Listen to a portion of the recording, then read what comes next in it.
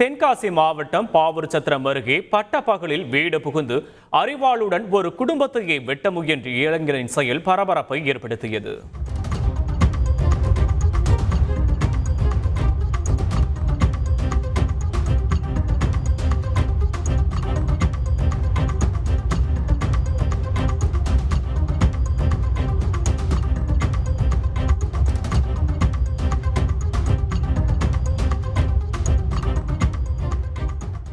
இது தொடர்பான விவரங்களை செய்தியாளர் முப்புடாதி வழங்க கேட்போம். முப்புடாதி வணக்கம். என்ன நடந்தது முப்புடாதி? விவரங்களை பதிவு பண்ணலாம்.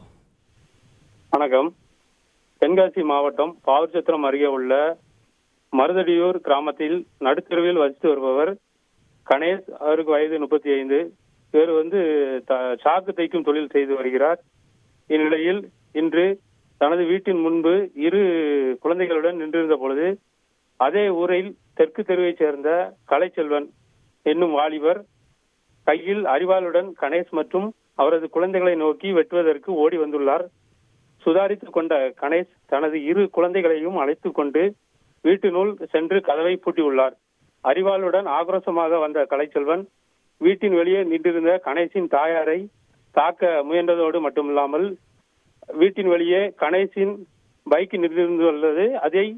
அதன் சீட்டில் அரிவாளால் கொத்தி உன்னை வெட்டாமல் விடமாட்டேன் என்றும் தகாத வார்த்தைகளாலும் திட்டியுள்ளார். அருகில் இருந்த நபர்கள் சத்தம் கேட்டு ஓடி வரவும் அங்கிருந்த கலைச்செல்வன் புறப்பட்டு சென்றுள்ளார்.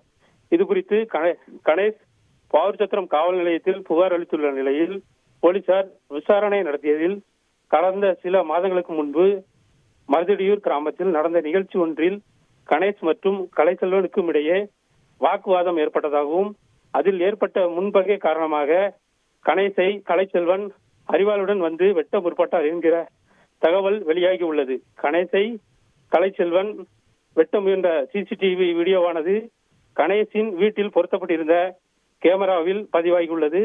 அதன் அடிப்படையில் போலீசார் தற்பொழுது கலைச்செல்வனை வழக்கு பதிவு செய்து தீவிரமாக தேடி வருகின்றனர். விவரங்களுக்கு நன்றி முப்புடாதி. செய்திகளை உடனுக்குடன் தெரிந்து கொள்ள உடனே சப்ஸ்கிரைப் பண்ணுங்க.